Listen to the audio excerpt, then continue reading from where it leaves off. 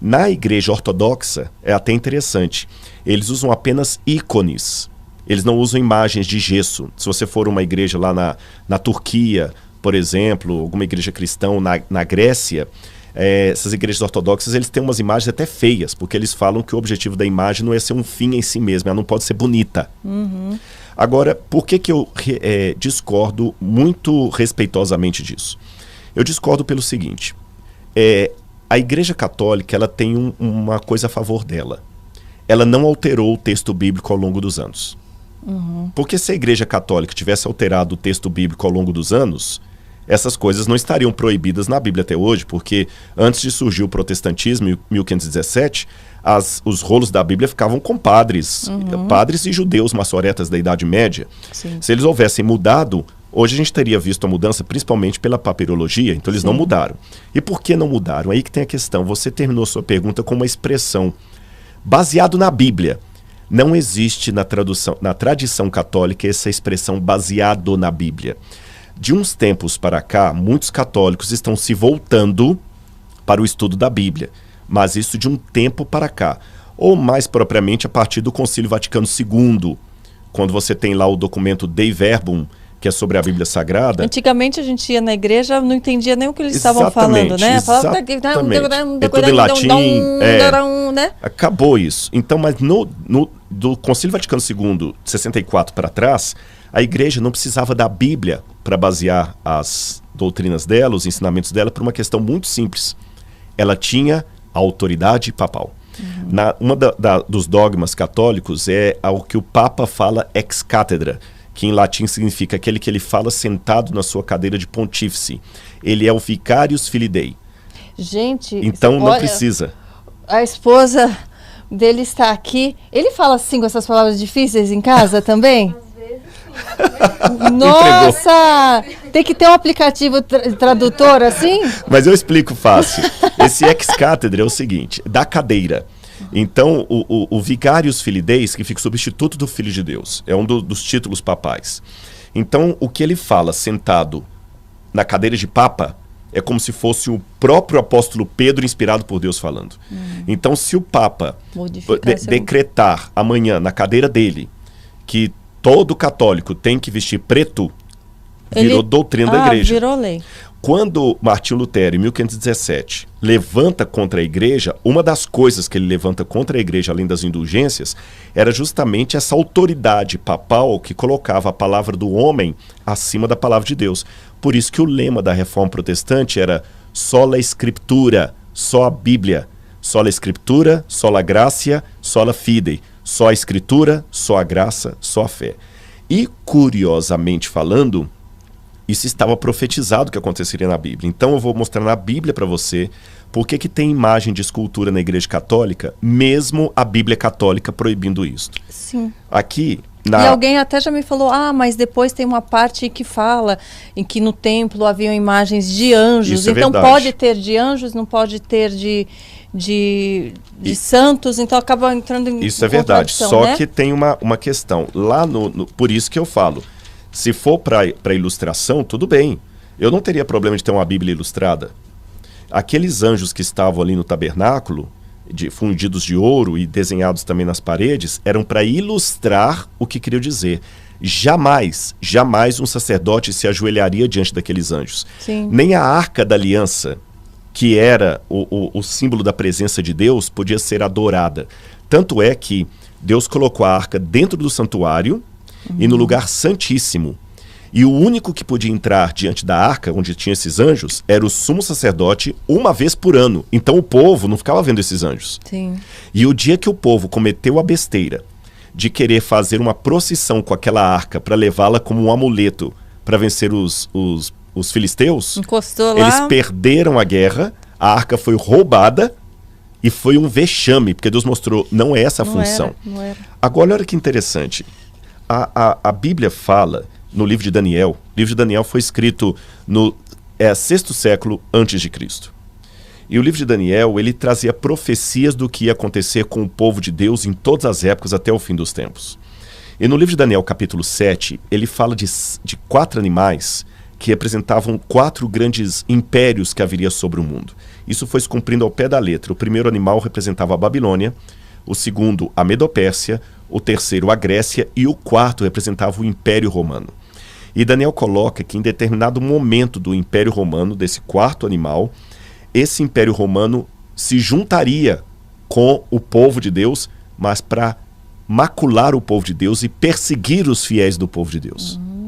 E o Apocalipse dá mais detalhes disso, e o apóstolo Paulo também, quando fala de uma grande apostasia que viria antes da volta de Jesus. Apostasia é uma palavra grega que significa desvio da fé, quebra da aliança. A gente pode falar da aliança, quebra da aliança.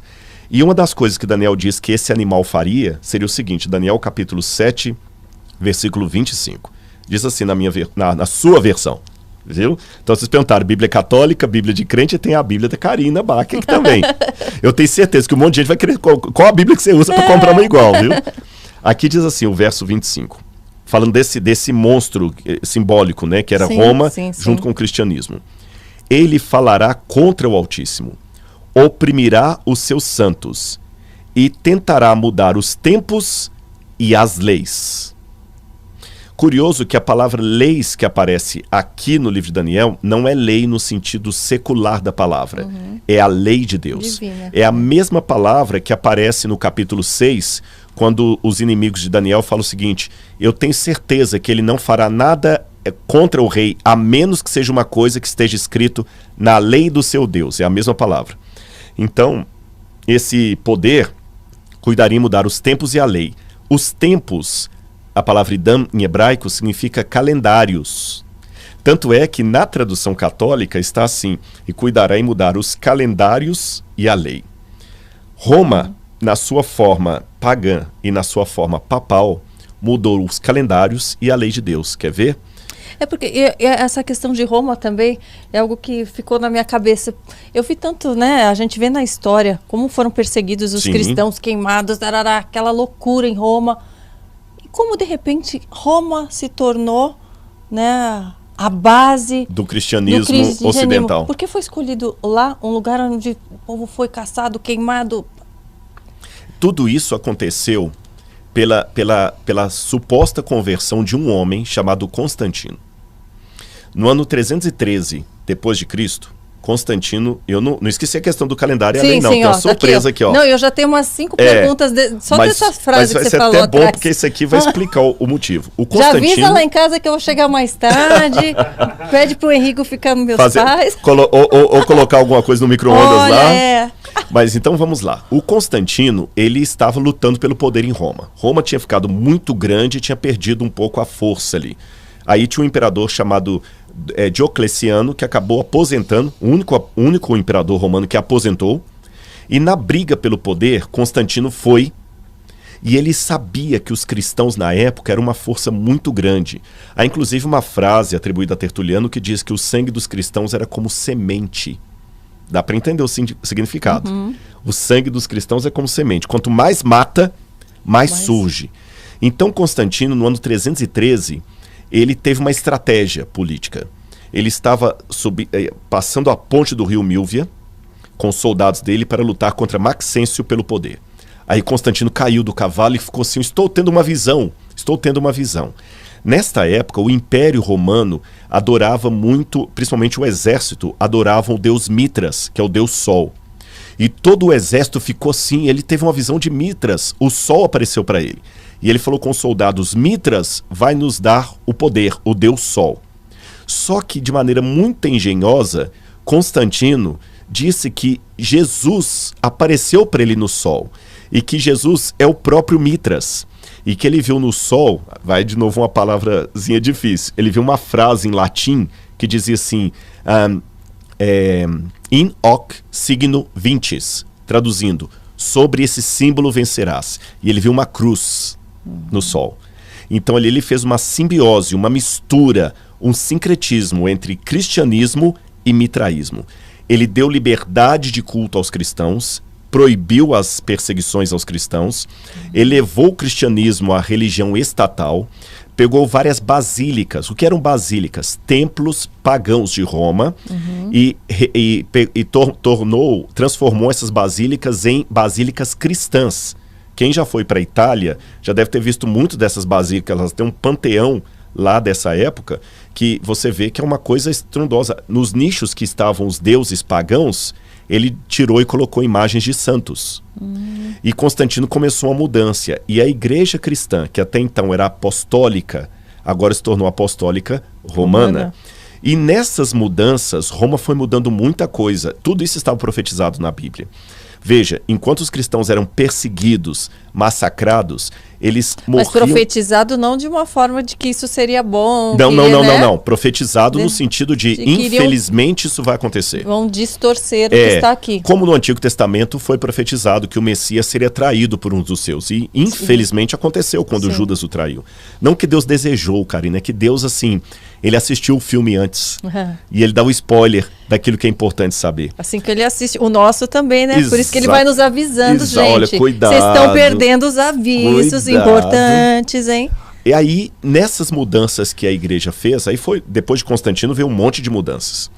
Uma delas foi o calendário. O calendário foi mudado já na época de Júlio César, Roma. Depois ele foi mudado na época do Papa Gregório. A gente fala do calendário juliano, calendário gregoriano. E nessas mudanças que Roma fez, tanto em sua fase imperial quanto em sua fase cristã, a gente percebe alguma coisa. Nós estamos em que mês agora? Novembro. Novembro lembra que número? 9. Mas é o mês 11. É. Outubro lembra que número? 8. Mas é o mês 10. Dezembro lembra que número? 10. Mas é o mês 12. Quem mudou tudo isso? Roma. Mudou os calendários. E mudaria também a lei de Deus. Eu convido todo mundo que está em casa a fazer um exercício. No Google você acha isso. Procure em qualquer Bíblia, seja de editora católica, ortodoxa ou protestante, Êxodo capítulo 20, os 10 mandamentos. E leia como os 10 mandamentos estão em qualquer Bíblia, em português, espanhol, alemão, inglês, não interessa. Depois que você ler os 10 mandamentos como estão na Bíblia, procure o catecismo e veja como os 10 mandamentos estão no catecismo. No catecismo está assim: amar a Deus sobre todas as coisas, não tomar o seu santo nome em vão, guardar domingos e festas, honrar pai e mãe, não pecar contra a castidade. Mudaram os mandamentos. O mandamento das imagens sumiu. Sim. O mandamento de não terás outros deuses diante de mim sumiu. O sábado foi trocado pelo domingo. Sim. Exatamente como Daniel 7:25 disse que aconteceria. Cuidará em mudar os calendários e a lei.